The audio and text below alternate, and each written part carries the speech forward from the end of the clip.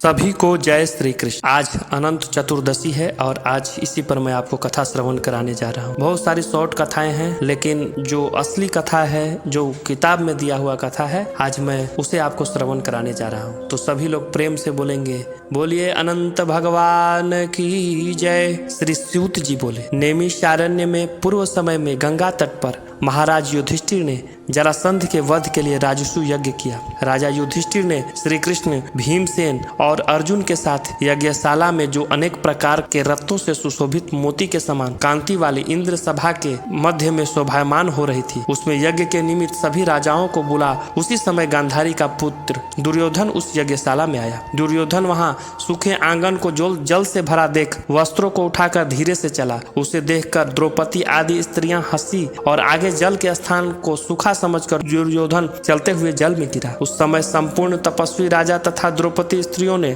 दुर्योधन का उपहास किया। यह देख दुर्योधन अत्यंत क्रोधित हो अपने माता के साथ हस्तिनापुर को चला। उसी समय शकुनी ने दुर्योधन से मधुर वचन में कहा, हे राजन, आप अपने क्रोध को अपने कार्य के लिए छोड़ दें, क्योंकि जुआ खेलने से आप सारे राज्य को पा सकते हैं। हे राजेंद्र, यज्ञ मंडप में चलने के लिए उठिए। ऐसा ही हो कहकर दुर्योधन यज्ञ मंडप में आए। इतने में सभी राजा यज्ञ समाप्त कर अपने अपने देश को चले गए। इसके पश्चात राजा दुर्योधन ने हस्तिनापुर में आकर युधिष्ठिर, अर्जुन, भीम आदि पांडु पुत्रों को बुलाकर जुआ खेलना आरंभ किया। कपट से उनके राज्य को स्वयं हड़प लिया और निरपराधी पांडवों को जीत कर वन में भेज दिया। और पांडव वन वन घूमने लगे। यह समाचार सुनकर भगवान कृष्ण पांडवों को देखने की इच्छा करने लगे। उनके पास वन में पहुंचे। श्री सूत जी बोलते हैं, हे ऋषियों, वन में रहने पर दुख से दुर्बल पांडव जगदीश्वर कृष्ण को देख उन्हें प्रणाम करने लगे। युधिष्ठिर बोले, हे जगदीश्वर, परिवार सहित मैं बहुत दुखी हूँ। इस दुख के सागर से मुझे मुक्ति का उपाय बतलाइए। हे भगवान, किस देवता की पूजा से हम अपना राज्य प्राप्त कर सकते हैं, अथवा किस व्रत को करूं जिससे आपके प्रसाद से मेरा हित हो। कृष्ण बोले, हे युधिष्ठिर, श्री अनंत भगवान का पूजन व्रत पुरुषों तथा स्त्रियों को करना चाहिए। सभी मनोरथ को पूर्ण होने वाले सब पाप को नष्ट हो जाते हैं। तब युधिष्ठिर बोले, हे श्री कृष्ण, आपके कहे हुए यह अनंत भगवान कौन है? क्या शेषनाग है? क्या तक्षक सर्प है? अथवा परमात्मा को अनंत कहते हैं? हे केशव, यह अनंत कौन है? कृपया करके हमें कहिए। श्री कृष्ण बोले, अनंत रूप मेरा ही है। सूर्यादि ग्रह और यह आत्मा जो कहे जाते हैं, और पल विपल, दिन रात, पक्ष, मास, ऋतु,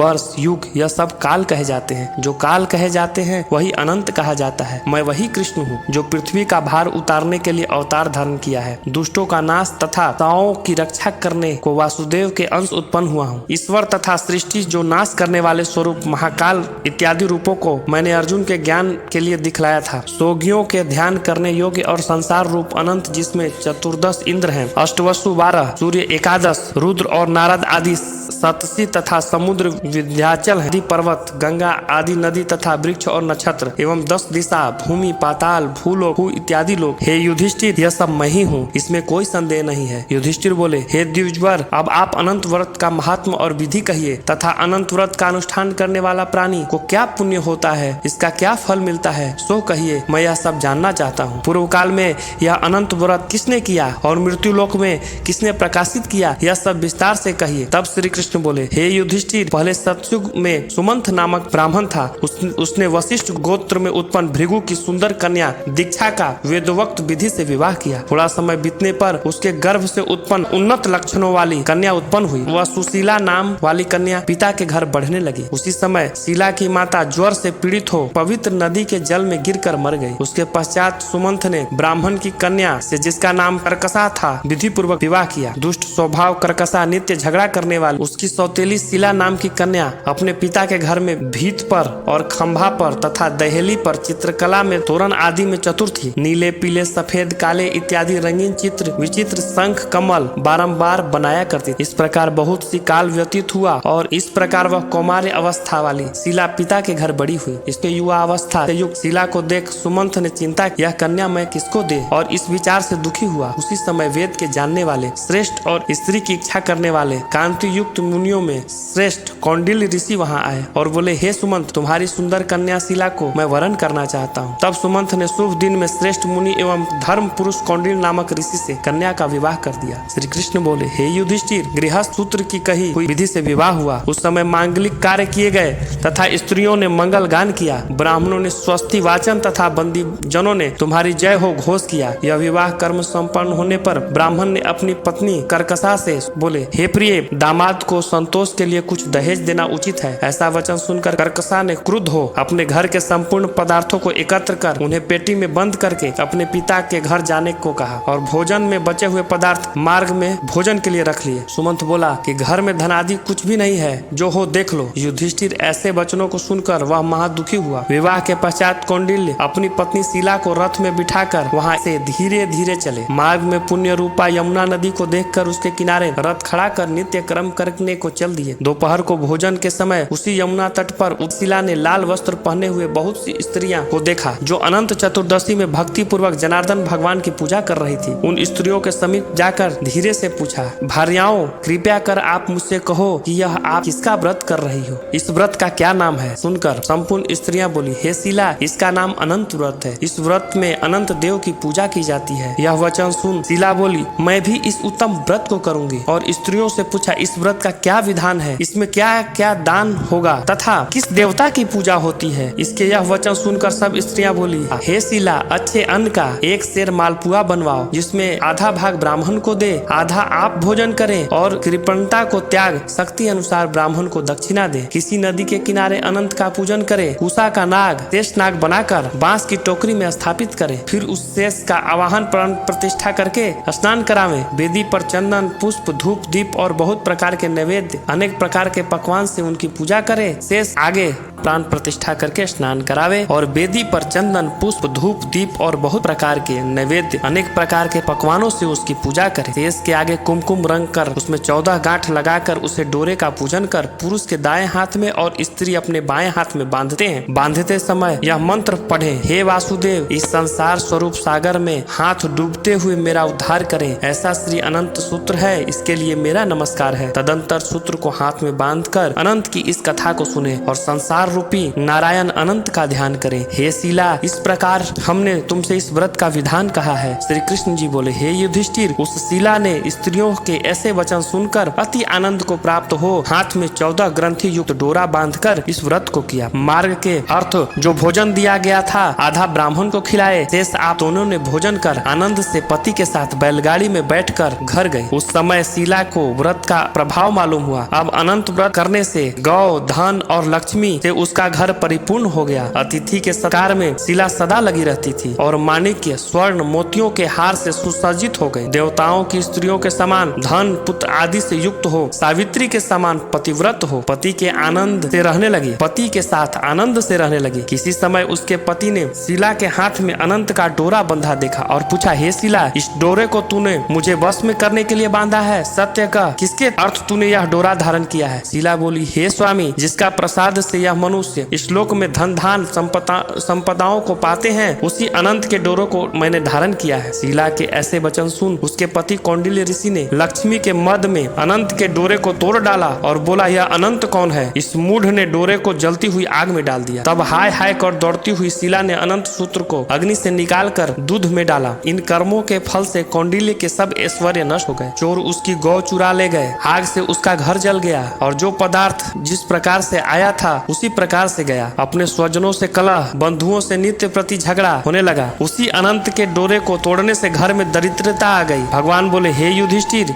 इसे कोई मनुष्य बोलता भी नहीं था। पीड़ित शरीर से अत्यंत दुखी होकर वह बोला, हे शीले, मुझे अकस्मात शोक होने का क्या कारण है? मेरा सब धन नष्ट कैसे हो गया? कोई मुझसे बात भी नहीं करता है और देह में नित्य पीड़ा रहता है। हे शीले, मुझसे क्या अपराध हुआ है और क्या करने से मेरा कल्याण हो सकता है? पति के ऐसे वचन सुन शीला बोली, हे स्वामी, आपने जो अनंत के डोरे का आक्षेप किया है उसी के पाप का यह फल है। हे महाभाग्य, भविष्य में द्रव्य आदि सब होंगे, परंतु उसके लिए उपाय करो। शीला के वचन सुन वह अति दुखी होकर तप करने का संकल्प ले वन में जा आलोचित करके तप का विचार करने लगा कि ऐसे जगदीश्वर अनंत का दर्शन जिसकी प्रसन्नता से से द्रव्य आदि पदार्थ मिलते हैं उसके हस्तक्षेप से सब पाप नष्ट हो जाते हैं। कहाँ पर मिलेंगे धनादि पदार्थ होने के सुख दुख से यह विचार करता हुआ वह निर्जन वन में घूमने लगा। वहाँ उसने फलों से संपन्न वृक्ष देखा जिसमें कीड़े पड़ गए। यह देख कौंडिल्य ने वृक्ष से पूछा, तूने किसी अनंत स्थान में अनंत देव को देखा है? हे सज्जन, देखा हो तो मुझे बतलाओ, क्योंकि उन्हें न देखने से मेरी चित्त में बड़ा दुख हो रहा है। यह सुन वृक्ष ने कहा, हे कौंडिल्य, मैंने अनंत को नहीं देखा है। ऐसा उत्तर सुनकर कौंडिल्य ऋषि महा दुखी होकर आगे चले। श्री कृष्ण जी बोले, हे युधिष्ठिर, अंत के दर्शन की लालसा करते हुए ऋषि ने वन में इधर उधर घूमती हुई बछड़ों सहित गौ को देखकर उस गाय से पूछा, हे धेनु, तूने अनंत को देखा हो तो बताओ। यह सुन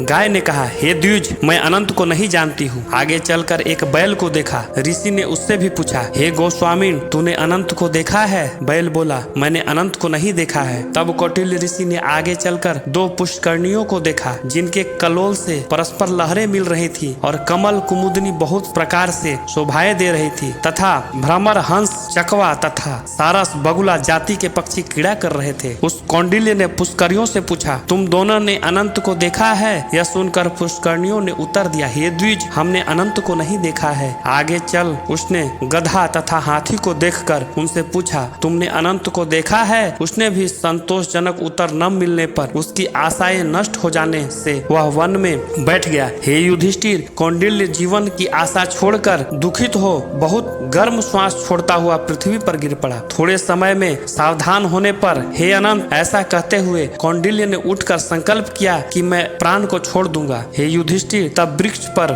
मरने के लिए फांसी डाल दी थी। तभी अनंत जी प्रत्यक्ष होकर आ गए। ब्राह्मण का रूप धारण किए अनंत ने कहा, हे द्विज, इधर आओ। उसका दाहिना हाथ पकड़कर पर्वत की गुफा में चले गए। वहाँ सुंदर स्त्री पुरुष से युक्त उस ऋषि को अपना पुरी को दिखाया। वहाँ पर एक द्विज सिंहासन पर बैठे शंख, चक्र, गदा, पद्म और गरुड़ सहित विश्वरूप अपनी विभूतियों के भेदों से अधिक तेज और कौस्तुभ मणि सहित बनमाला धारण किए हुए थे। उन देवताओं के देव जो किसी से न पराजित होने वाले हैं, उन विश्व रूप को कौंडिल्य ऋषि देखकर उनकी स्तुति करने लगे। हे पुंडरीकाक्ष, मैं पापी हूँ, पाप कर्म करने वाला पापात्मा हूँ, मैं पाप से उत्पन्न हूँ। आप मेरी रक्षा करें और मेरे पाप को हरें। हे जगदीश्वर, आज मेरा जीवन तथा जन्म दोनों धन्य है। तुम्हारे चरण कमलों पर मेरा मस्तक भ्रमर के समान स्पर्श कर रहा है। कौंडिल्य ऋषि के वचन सुनकर अनंत देव मधुर वाणी से बोले, हे कौंडिल्य, तुम निर्भय होकर अपने मन की बात मुझसे कहो। तब कौंडिल्य बोले, मैं अपनी संपत्ति के घमंड में आकर अनंत का दौड़ा तोड़कर उसकी निंदा की, जिससे मेरा सब संपदा नष्ट हो गया। स्वजनों से नित्य झगड़ा होता है, मुझसे कोई बात नहीं करता है। महादुखी होकर आपके दर्शन के लिए आया हूँ। अनंत भगवान की कृपा से दया पूर्वक आप मुझे दर्शन दिया। मैंने जो पाप किया है, कृपया उसकी शांति का उपाय मुझे बतलाइए। श्री कृष्ण बोले, हे युधिष्ठिर, भक्ति से संतुष्ट होकर अनंत देव क्या न देवे। अनंत भगवान बोले, हे कौंडिल्य, विलम्ब मत कर, अपने घर जा और चतुर्दश वर्ष तक भक्ति पूर्वक अर्थात 14 वर्ष तक भक्ति पूर्वक तू सब पापों से छूटकर सिद्धि प्राप्त करेगा। तेरे पुत्र पौत्र होंगे। अनंत चतुर्दशी व्रत कथा तथा सुखों का उपभोग करेगा। अंत समय में मेरा स्मरण होगा और पीछे निसंदेह अमर पद प्राप्त होगा। संपूर्ण लोकों के उपचार के लिए मैं तुमको भी वर देता हूँ। संपूर्ण विधि से इस व्रत की कथा पढ़ने वाला और शिला के समान इस अनंत का व्रत करने वाला इस व्रत के प्रभाव से जल्दी ही सब पापों से छूटकर परम गति को प्राप्त करेगा। हे कौंडिल्य, तू जिस मार्ग से यहाँ आया है उस मार्ग से अपने घर को जा। तब कौंडिल्य बोला, हे स्वामी, मैं वन में घूमते हुए एक आश्चर्य देखा, वह आपसे पूछता हूँ, कृपया आप उत्तर दीजिए। वह आम का वृक्ष, गौ, बैल, कमल आदि से शोभामान पुष्करणी, गधा और हाथी, हे देव, वह सब कौन है? आप इन सूत्रों का वृतांत मुझसे कहिए। तब अनंत जी बोले, हे कौंडिल्य, आम का वृक्ष पुनः पूर्व जन्म का विद्वान ब्राह्मण है, जो विद्यार्थियों को विद्या दान न देने के कारण वृक्ष हुआ। वह गौ पृथ्वी है, उसने पूर्व जन्म में बीज को चुराया। और वह बैल धर्म है, धर्म और अधर्म के कारण दोनों पुष्करणियां हुई हैं। वे पूर्व जन्म में कोई ब्राह्मण जाति की दोनों भगनी थी। जो धर्म करती थी वह परस्पर कहती थी और उन्होंने ब्राह्मण, अतिथि और दुर्बल को कुछ भी भोजन आदि पदार्थ नहीं दिया था, याचकों को भिक्षा भी नहीं दिया था। उस पाप कर्म से परस्पर लहरी और जल एकत्र होता है। वह गधा क्रोध है, वह हाथी मद है और वह वृक्ष ब्राह्मण है। मैं अनंत है, वह कंदरा संसार है। इस तरह कहकर अनंत जी अंतर ध्यान हो गए। यह चरित्र कौंडिल्य स्वप्न के समान देखकर अपने अपने घर आए और श्री कृष्ण बोले, हे युधिष्ठिर, कौंडिल्य ऋषि ने चतुर्वर्ष अर्थात 14 वर्ष अनंत व्रत किया। अनंत के कहे अनुसार सुख भोग कर अंत में अनंत का स्मरण कर अनंतपुर को गया। हे युधिष्ठिर, इस प्रकार से तुम भी कथा सुनो और 14 वर्ष अनंत व्रत करो। जैसे कौंडिल्य ने अनंत देव के कहे अनुसार फल प्राप्त किया, वैसे तू भी संपूर्ण मनोरथ को प्राप्त करेगा। ध्यान सहित व्रत करने से